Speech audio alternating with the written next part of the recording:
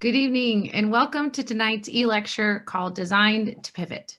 Tonight, I will be sharing reflections on the human-centered design process and how it helps when we're required to pivot. Throughout the presentation, feel free to type any questions for me into the Q&A feature below. The lecture portion of this presentation will last around 40 minutes with another 10 minutes allotted for questions. The chat feature will be used for updates and announcements by our team throughout the program. As we've done with other virtual events in the past, before we say goodbye tonight, one lucky lecture participant will win a limited edition pair of SMU Meadows School of the Arts socks. You must be present to claim your prize, so stick around. All right, let's get started. I will start sharing my screen.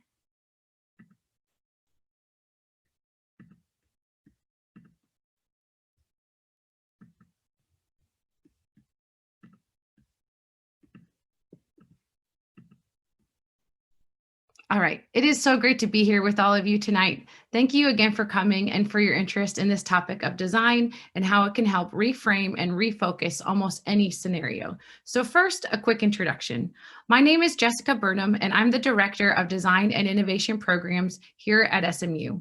I have the amazing job and opportunity to build and grow the field and discipline of human-centered design here. Currently, Design and Innovation Programs includes the SMU Design Council, our Designer in Residence program, and the main component of this effort being the Master of Arts in Design and Innovation, or the MADI program. This graduate program started out in the Lyle School of Engineering, and now we are excited to announce that it is officially a joint program with the Meadows School of the Arts. To me, it's the perfect place to be because there is nothing that bridges art and engineering like design. And we're on a course to expand curricular offerings in several design-related fields. So a little bit about me. I'm lucky enough to call this group of men my ultimate support team. My background is in communication design, design research, and community engagement. And in all honesty, none of the work I've been able to accomplish would have been possible without this group. They helped me learn how to explain things in kid language, process through problems late into the night, and most of all, they help capture what we're trying to accomplish with design here at SMU. They also happen to capture great honesty. This is what I would say most of 2020 has felt like for me, and I'm assuming it has felt that way for quite a few of you as well. What I love about this picture is that it captures so much in one space. There's comfort with a little bit of freak out. There is a constant companion yet anxious anticipation. It's relational and engaging, and it sparks a bit of joy, and at the very least, a smile. And when we focus on these layered components of being human, it helps focus on the core of human-centered design, humans. Human-centered design is a field it's a set of mixed methods, a posture, a process, and an approach to design. At its core, it's the act of putting humans first in any and all design decisions. In lots of design professions, there's this sense or this posture that as a design expert, you are so lucky. The posture is saying that I am the design expert, so you are so lucky to work with me. But with human-centered design, and especially in the MADI program, we like to pivot and flip that posture and say, no, as a designer, that means I'm an expert on understanding you, and I am so lucky to work with you. This reframe and posture or attitude towards design or any scenario tends to be countercultural. But think about how amazing it feels to be heard and to be seen, to be considered, especially when it comes to an experience, product, policy, or procedure. Now, there isn't some secret sauce that just all designers know how to do this, but I can tell you that the biggest through line for me to accomplish this work includes research, and it includes rethinking the way we've always done it. There's a great example of this on a larger scale that comes from the book Creative Confidence by Tom and David Kelly. In this book, they talk about an engineer that was instrumental in creating the MRI machine with General Electric. He was able to, similar to something like this. He was able to do a site visit and see the machine in action. And when he did, the nurse showed him the room where the imagery was getting done. And what he saw as they were checking out the space, they saw a young patient coming in to get her work done there and to get images taken. And what he saw was panic and anxiety in this young patient as she was walking into the space. He found out that because this experience of going through the MRI machine was so traumatic, especially for children, that they actually had to be sedated to be still enough in order to get a clear image read. See, this impact that the machine had on the kids that he was ultimately trying to help was actually very stressful and caused him to seek out a way to reframe and refocus this machine. He was able to get some training and was introduced to the human-centered design process and started to pivot and look not just at the design of the machine, but the design of the experience of the machine. So he took what he took what started like this and redesigned the experience to look a little more like this. And this experience wasn't just visual. It went from the visuals on the walls, the floors, and bed, but it also included a full script that the nurses would use, saying things like, "Don't mind that clinking and clanking, that's just the anchor being pulled up as we go out on our adventure." He was able to take an existing design, reframe the experience through the human-centered design process, and deliver an improved child-patient experience that was rooted in their need to feel comfortable and to feel safe. And ultimately, this led to a decreased sedation rate for patients. In the MADI program, we teach this process of pivoting and reframing by teaching qualitative research methods that lead to design decisions. And we do this so that our designs are rooted in evidence rather than assumptions. Now, there's a lot to unpack with all of this. And if you're interested in a deep dive, then we would recommend you apply to the MADI program. We're currently taking applications for the fall 2021 semester, and I have a series of virtual informations that we'll be hosting that you can find all of that information out on our website, and we'd love to talk to you more. And now I know not all of you are able to do that or even would want to do that, but so for the purposes of tonight's lecture and talk, I wanted to focus on some of the key elements and components of human-centered design that make it unique, but also can set anyone up for success in a climate requiring us to constantly pivot, a climate we've been living in for the last 9 months. To start, there are what we call foundational truths to human-centered design. And I will say that of course, we did not create this field of human-centered design by any means, but I am excited and confident in how we teach and present this MADI approach to the field. These foundational truths that we focus on in the MADI program can be categorized into 4 areas: skill sets, mindsets, process, and impact. I present these specifically in this order because we have to introduce and train students in new skill sets that lead to a changed mindset that trusts the process, which creates an impact. So first, skill sets. To lean into the meta mindsets a bit, this is where we highly value the craft of employing different methods to get to new information. It's also where we ask students to lean into their own strengths while pushing themselves to learn new and unexpected skills that they didn't think they were capable of. We also take a strong stance that as human-centered designers, we should not completely separate ourselves from the work. And as designers, the way you conduct and do the work is as important as the final product itself. So for example, in the same way that a painter can be distinguished by their brushstrokes, color choices, and technique, so too can a designer be distinguished by their interview guides and documentation and observations and the way they tell their stories. We also see the value of this when a class is presented with the same client and the same research opportunity in the very same setting, but each group within the class designs something completely different because those solutions rely on the team's interpretation of the research and the evidence. We also start with skill sets because we intentionally want to work in a multidisciplinary setting. It's very difficult to change the status quo and to push your own boundaries and even grow as a designer when you're only working in groups with people that look, act, think, and talk the same way that you do. In the MADI program, a diverse a diverse group makeup is a very important part of our admissions process. And we do this by not requiring a design background or any previous experience in design to be considered. What we do require is a need to learn new things, an ability to see that design is truly everywhere, and a desire to learn the design process in order to do more meaningful work in the future.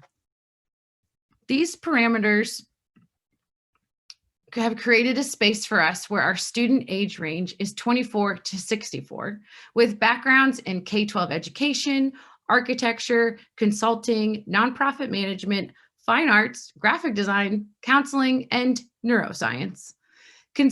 When you have such a wide range of individuals with varying previous experiences with design, then focusing on skill sets from the beginning creates a fresh start. Some of the sweetest times in our program are when trained designers are learning things from novices and when novices are mastering new software and methods. So what are these skill sets that matter so much? We believe that design is everywhere and is more than just a visual output. Then our skill sets have to be more qualitative in nature. So these include things like having a very strong sense of curiosity. There has to be an ability to conduct in-depth and open-ended interviews with people you're not familiar with in spaces you probably have never been before. We prioritize photography and capturing moments in real time, 2D design, 3D design and fabrication. We do a lot of this in our makerspace on campus called the DIG, the Decent Innovation Gym. We highly work in secondary research to understand as much as we can about spaces from our computers and other sources before we dig into primary research with direct people that we're designing for and with. We focus on field work and building these skills in field work. And yes, we've learned you can even do this online. We focus on excellent presentation skills, data visualization, storytelling, observations. And to me, the most important skill set is this act of discernment. How are you able to learn what other users or stakeholders want and focus on what you've learned while still providing your own expertise, but still staying focused on them? How do you know what quotes or leads to follow and which ones to add to the appendix? And when do you know when the work is done? These skill sets take time to formulate and to master, and they do it by working on projects and actively trying to push those skill sets to the next level. We also tend to love sticky notes and Sharpies, whiteboards, blue painter's tape, anything that we can do to get our ideas out of our brains and up onto the walls so we can all see them. And of course, all forms of coffee and snacks. So as we talk about skill sets that lead to a changed mindset, it starts to open up other opportunities for us. As these skill sets are introduced, practiced, and become familiar, this amazing thing starts to happen almost at the same time. Your mindset starts to change. Your posture and attitude toward the world start to shift. You start to see that design truly is everywhere, whether you think it's successful or not. And you believe that design belongs in any social, technological, environmental, economic, or political space. I said everywhere, remember?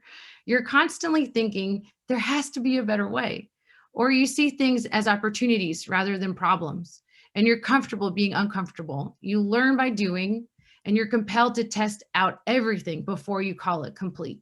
You believe in the power of yes and you actually love group work. You might ask, well, how do we know how a mindset is actually changing, or how can we tell? And the first way is in the confidence of our students. We talk about how the MADI dress code is confident and comfortable, and students should wear whatever makes them feel confident and comfortable. So one, you can even see their confidence in what they wear and how they present themselves, but we also create a space for each student to reflect and tell us how they're doing on a regular basis. At the end of each semester, we have every student give a 30-minute end of semester review. When they get a platform, this is where they get a platform to talk and present on who they are and what they've learned from the beginning of the semester to the end of the semester. And when students are graduating, they have to defend and define what human-centered design is and what they're going to do about furthering this field.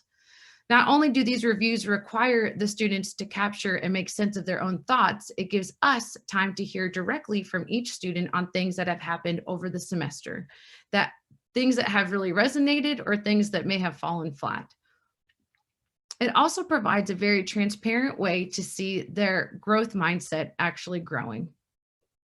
So with these mindset changes, they help position us in such a way that you start to learn and trust the design process.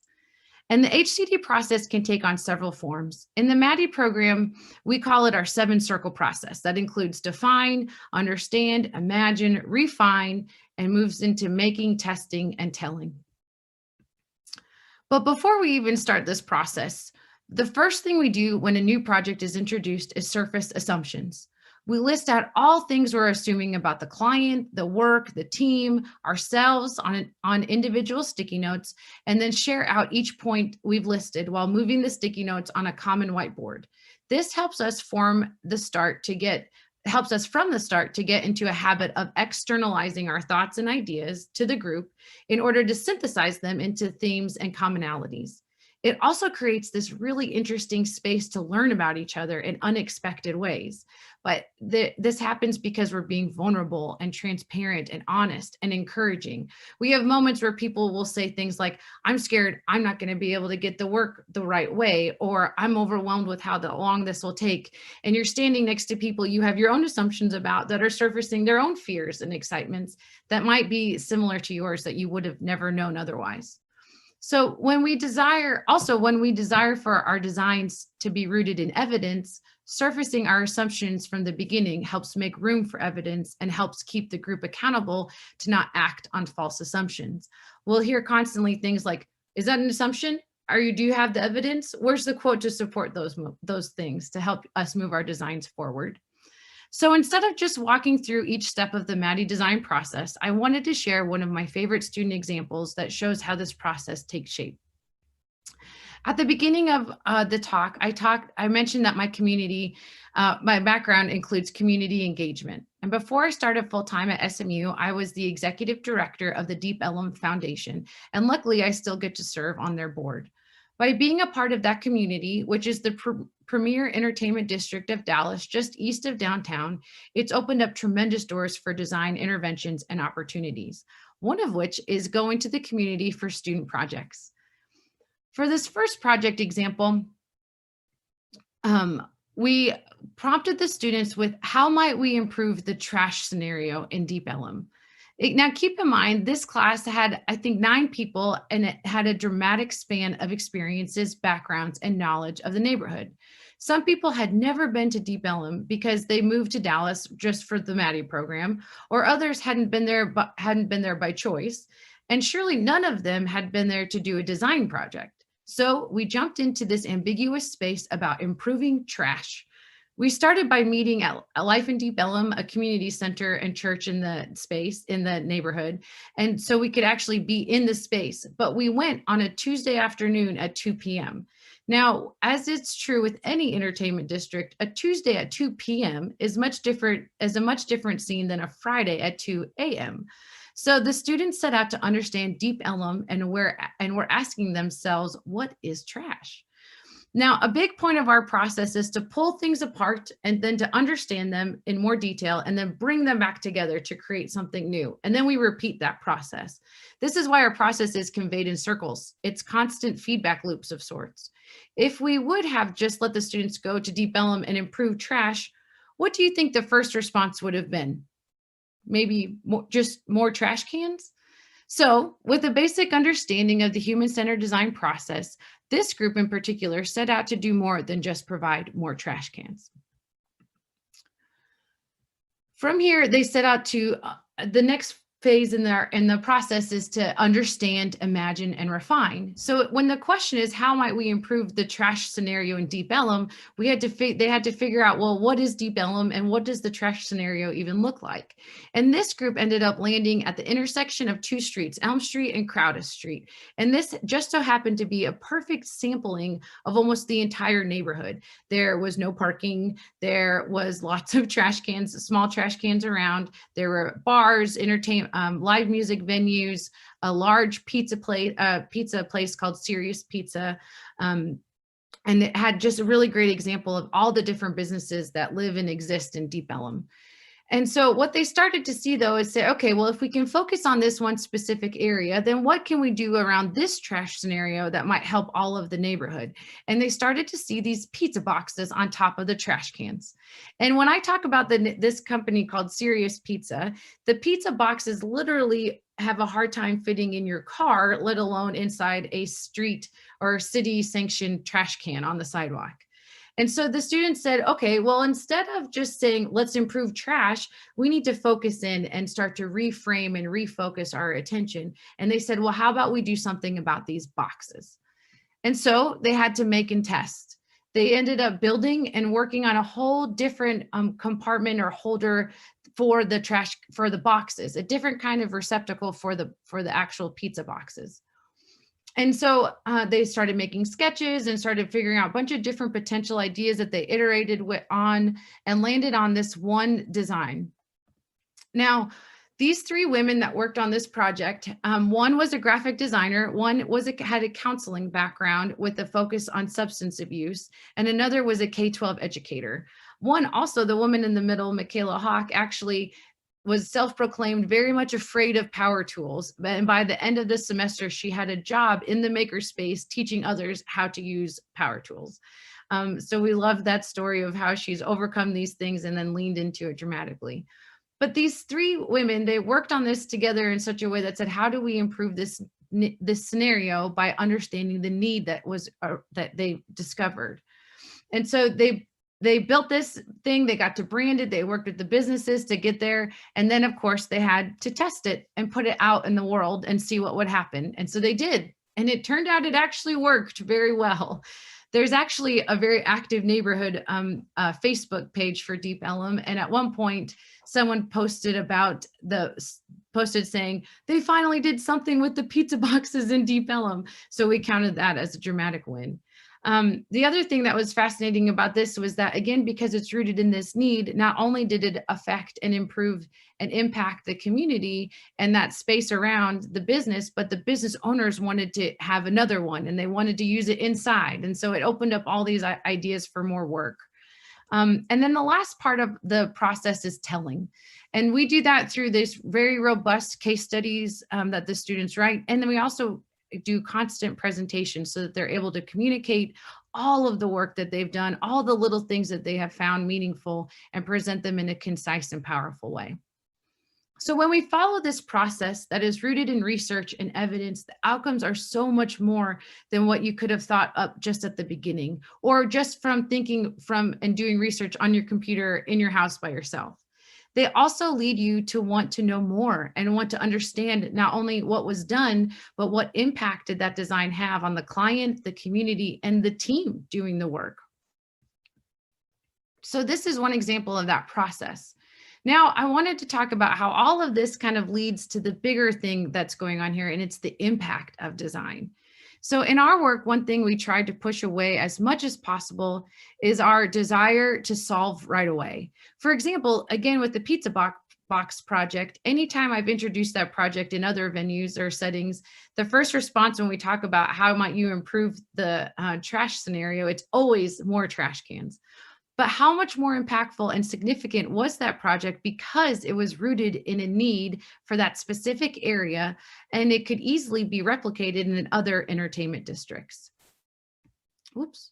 And so I wanted to share a few examples of this process in action and to help and to help explain what this impact looks like. And one major component of impact can be financial. So since MADI started in 2015, we have had over 35 students enroll in our studio course, which is about 16 weeks, a semester-long studio class.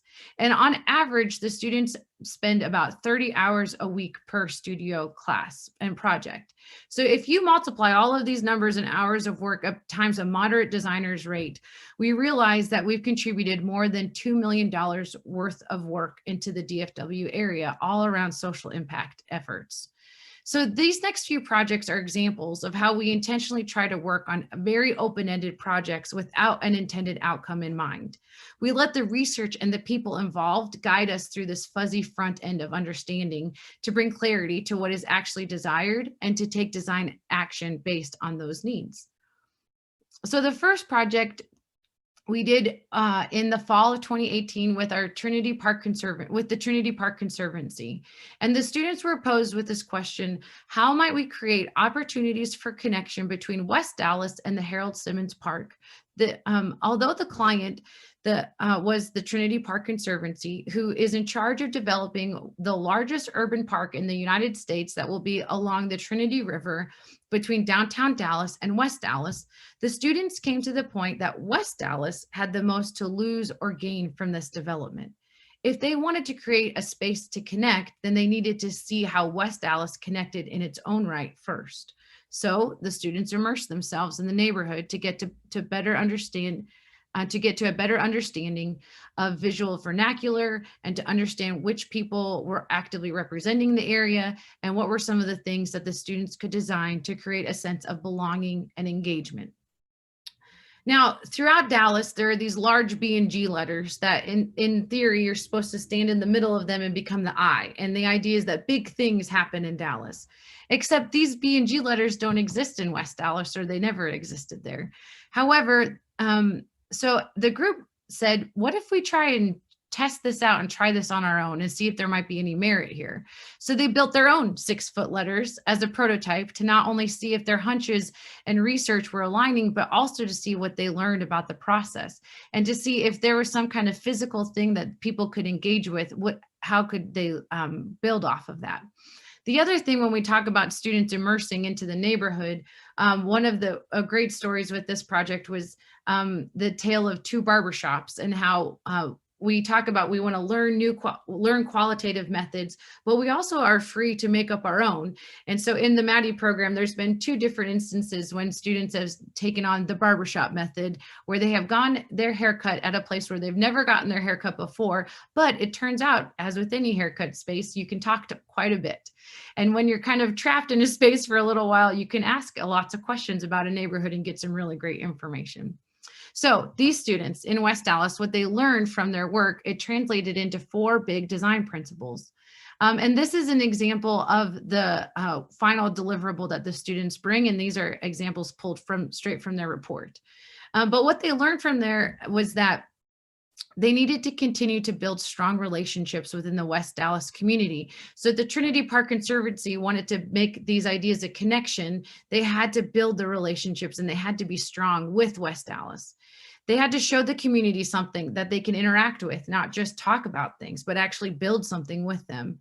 And then they needed to focus on co-creation or over consensus building. We talk a lot about this in MADI, about the idea that we don't want to just build a consensus, but we want to reveal a consensus. So how do we get to know people's ideas and thoughts and opinions from a large range of people or different stakeholders? And how do we find common ground in that and build off of what they already want, instead of trying to tell them this is what they want?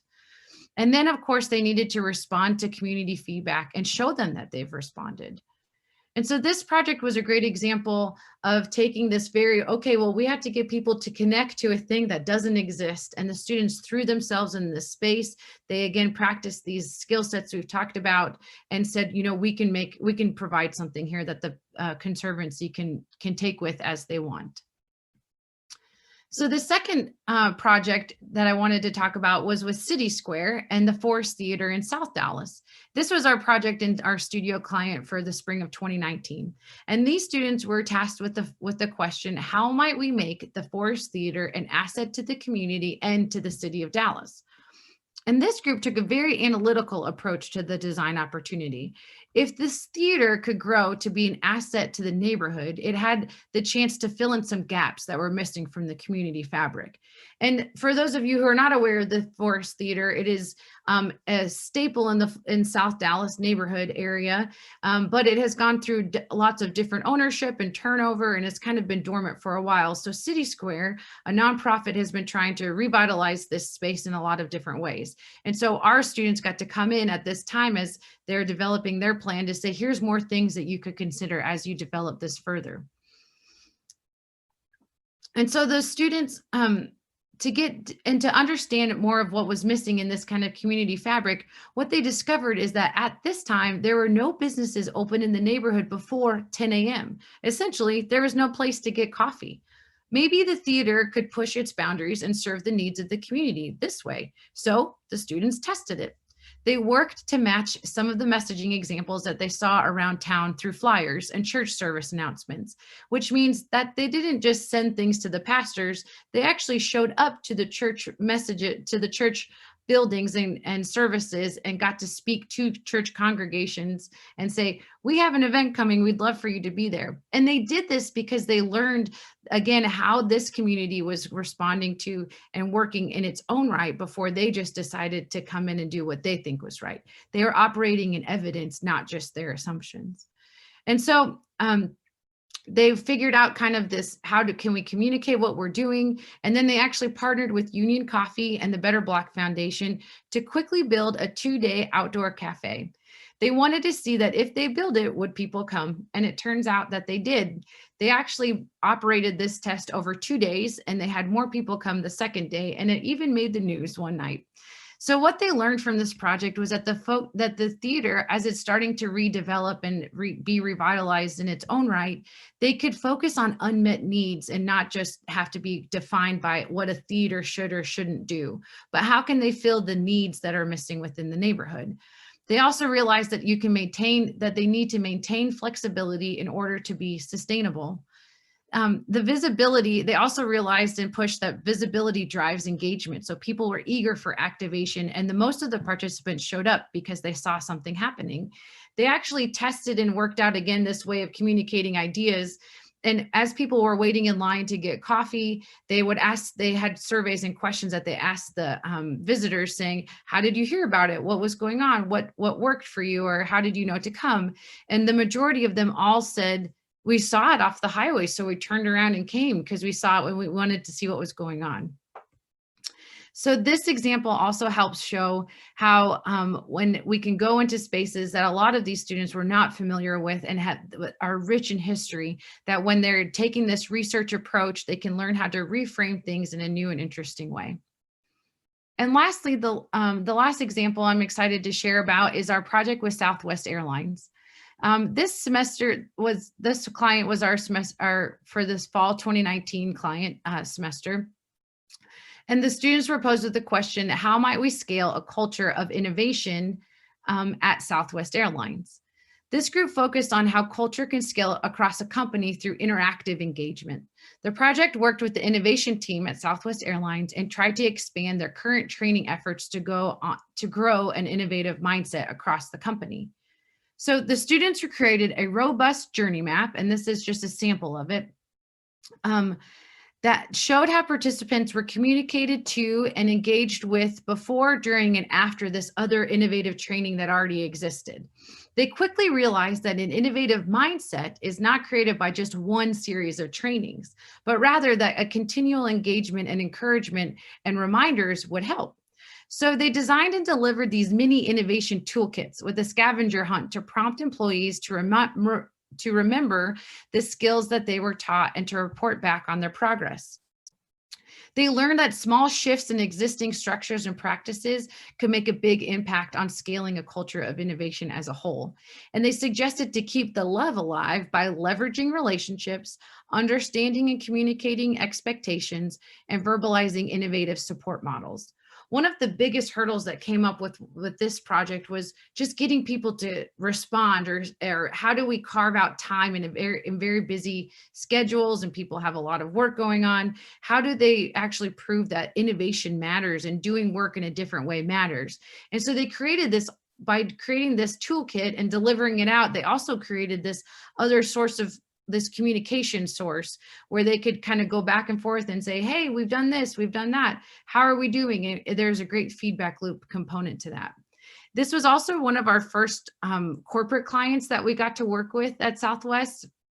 And it was really exciting to see just how working with the innovation team was like, how do we innovate in this other way and what can we do? And how open they were with our students coming into that space and working with them. And then this is a picture of the actual toolkit that they would send out that had some fun things in it. They also made pins. From part of their research was that the pins would say, "I love change."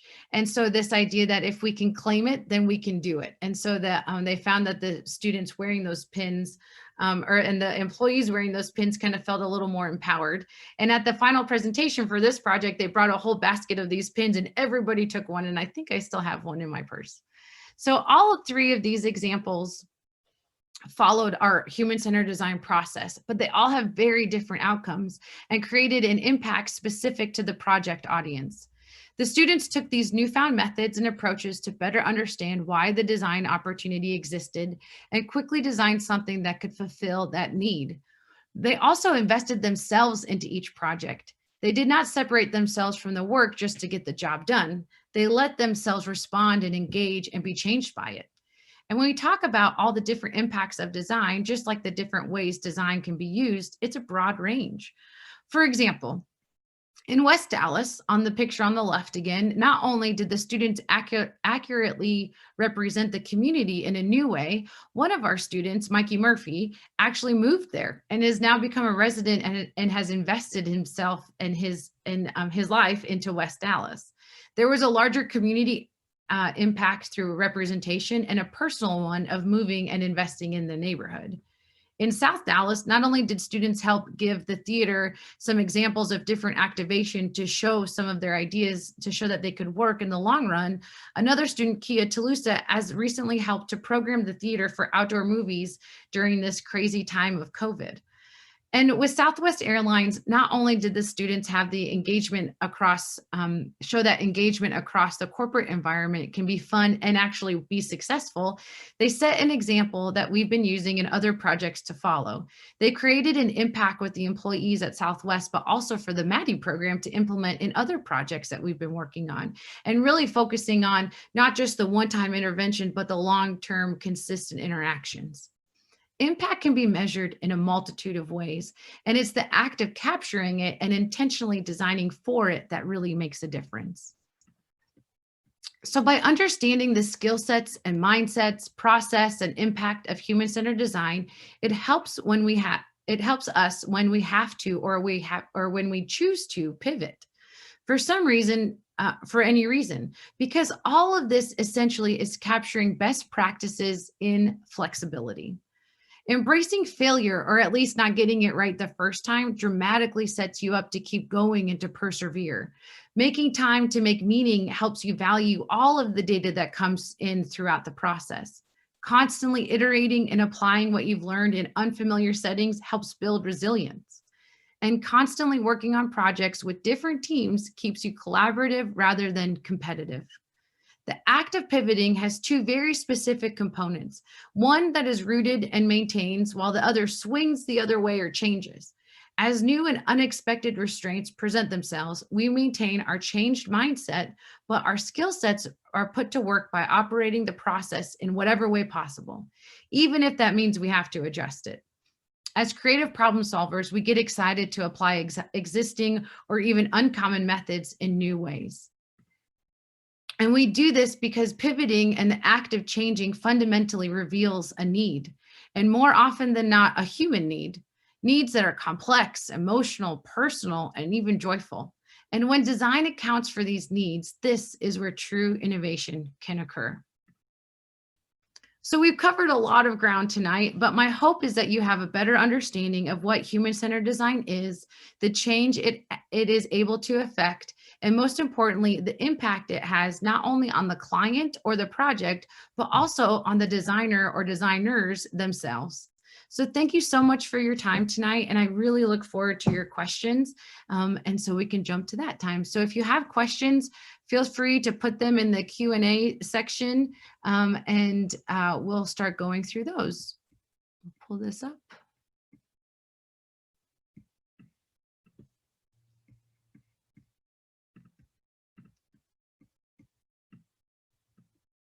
All right, so we have a couple questions.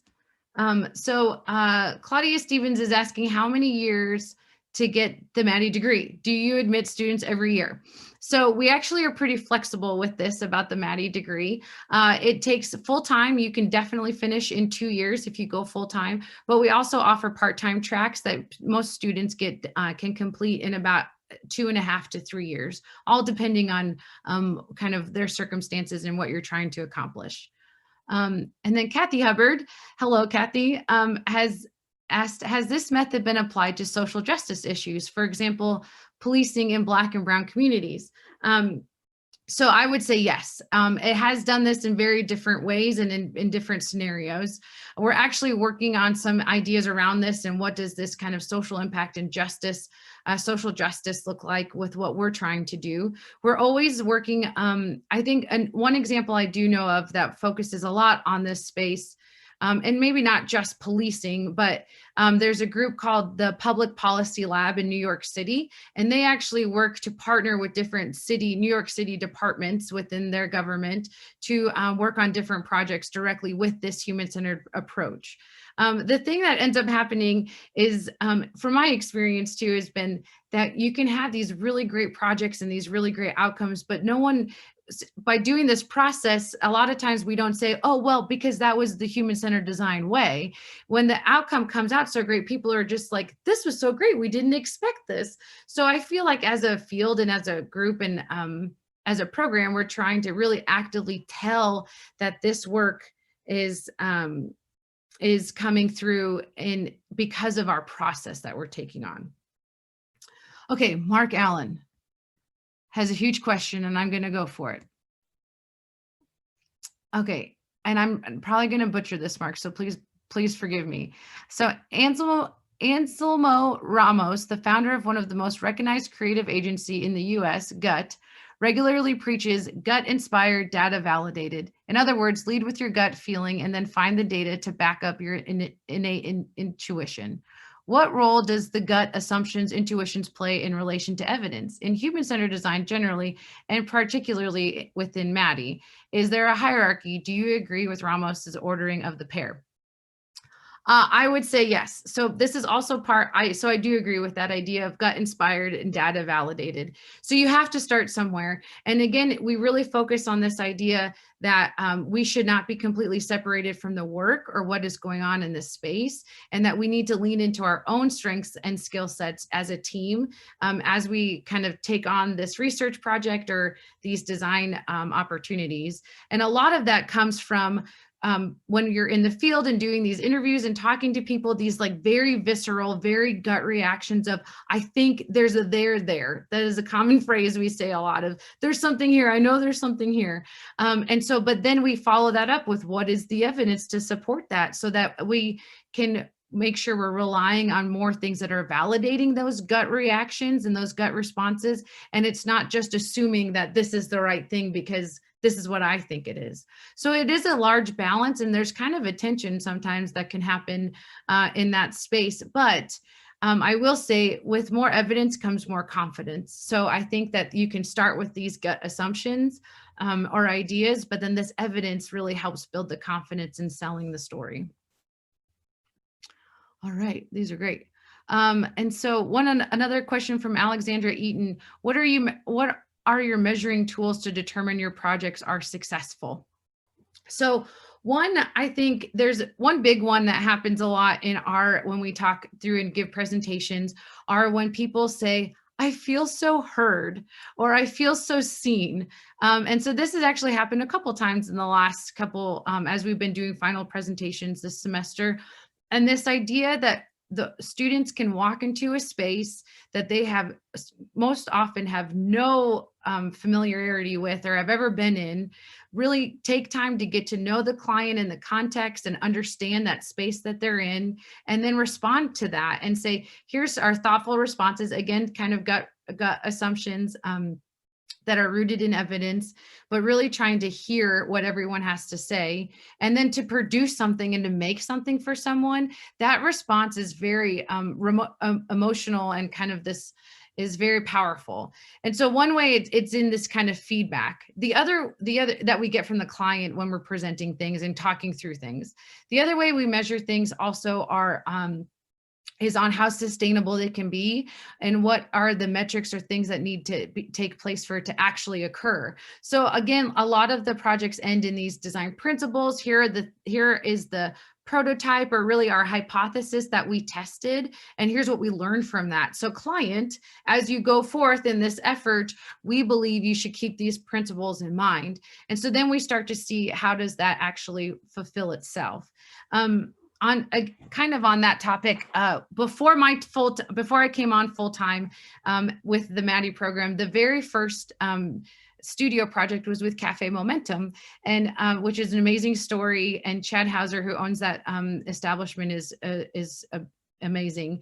And so he worked with our students and our former directors and instructors on saying, I think his interns for that project needed housing.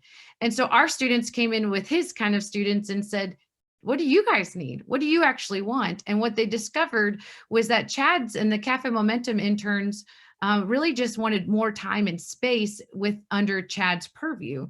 And so what the MADI students actually prototyped a whole, like just out of cardboard, community space. And fast forward, this happened, I think 2 years ago now, Chad opened a whole community space in the tunnels in downtown, right across from Thanksgiving Square, Thanksgiving Tower, because they realized that they needed a community space, not a whole other thing of housing. So this metric of success, I think, comes back to, does it get adopted? What are those visceral responses, and how does it live on in certain tenants? Okay, a couple questions here from Kelly. Where have some of the MADI graduates gone on to work? This is a great question.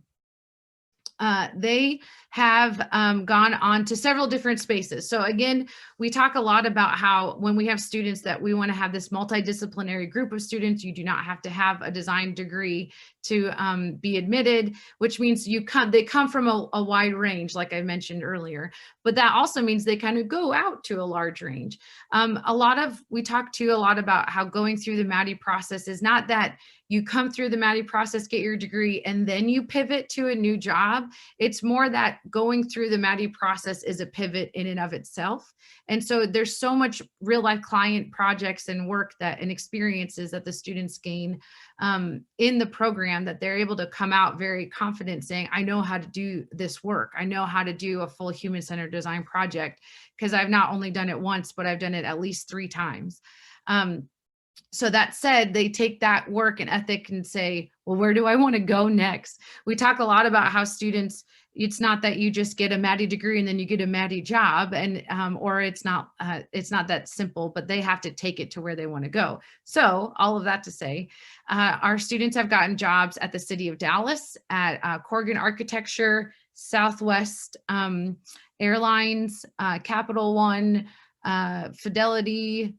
There's a lot in there, but they end up being a lot of these corporate organizations and entities that have innovation departments, or are starting to see the need in having those departments.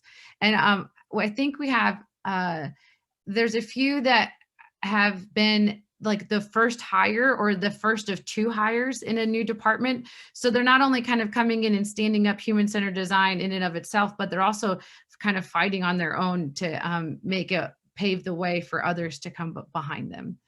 And then, do students pay for the out of class project materials, or is that a part of the tuition? That's a great question.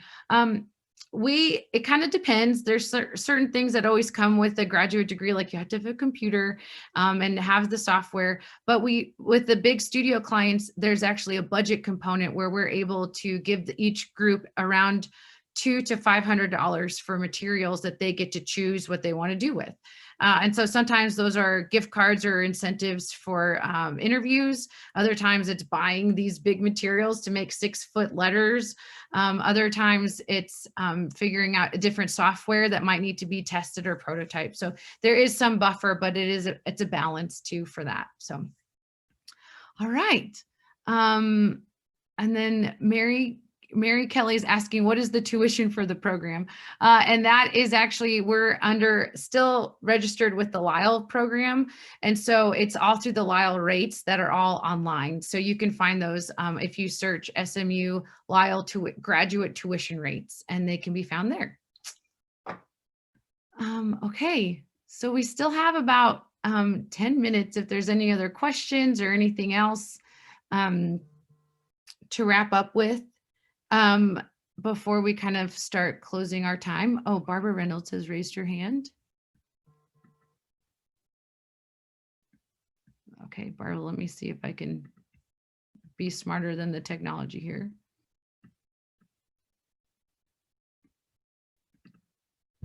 Go ahead, Barbara. I think you'll have to unmute.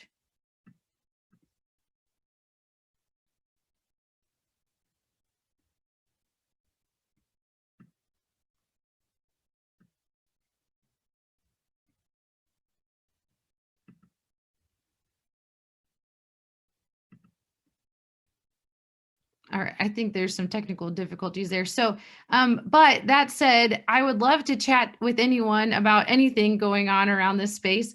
So I'll actually put my email in the chat. So if anyone wants to reach out to me directly with any questions that they might have, or anything else about design and innovation in the city of Dallas and anything that we're working on, we'd love to talk more about that. Let me see if there's anything else that's popped up.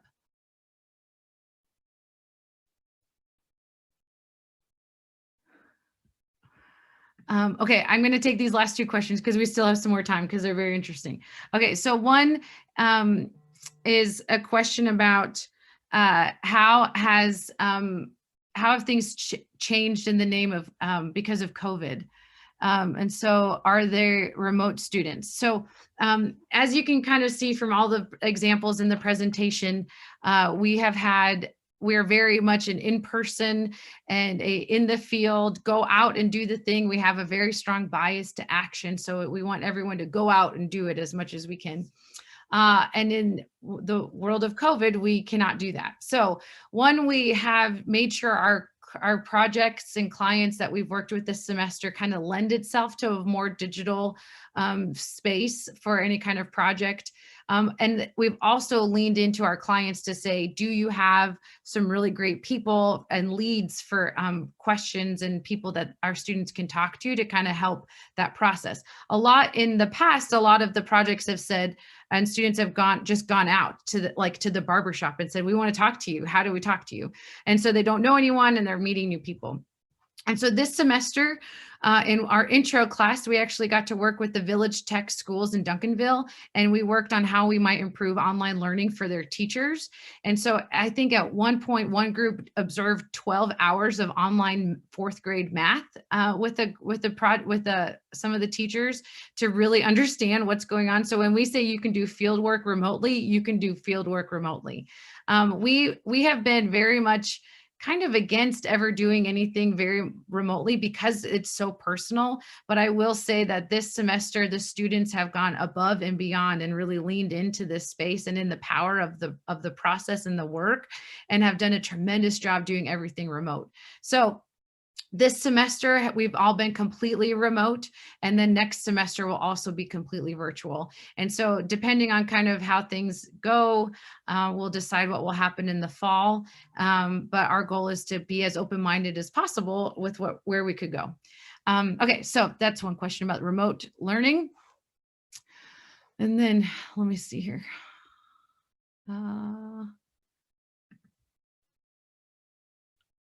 Okay. There's another question about, okay, so remote, okay. And then what is the biggest project you could imagine MADI undertaking in the next decade? So Jordan, I love this question. I have always had a dream of working with the DART, which is the Dallas Area Rapid Transit System of some capacity. And I think some kind of public transportation project would be amazing.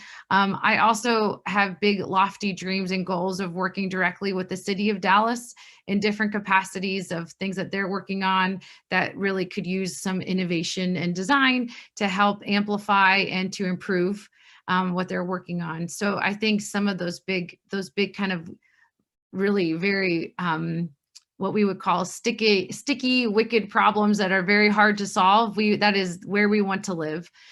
So in those very kind of interesting spaces is where we'd like to go. Um, Okay, so then I have one question from James that says, "What's an improvement you have worked through that you're most proud of and why?"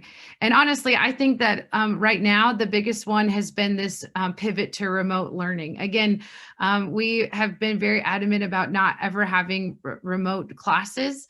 But these students and our instructors and everyone involved in the MADI program have taken this on very emphatically and very positively, and just really made it as much about the students as we possibly can. And so everyone really being all in together has been very helpful. We did a series of planning events and things over the summer just to kind of gauge where everyone was at. And we kind of made the bold statement that we're all for one and one for all. So if one student didn't feel comfortable being in person, then we're all going to not be in person. So we can all support each other together. So I've been really impressed with how we've kind of attacked this or taken on this semester and done it very successfully.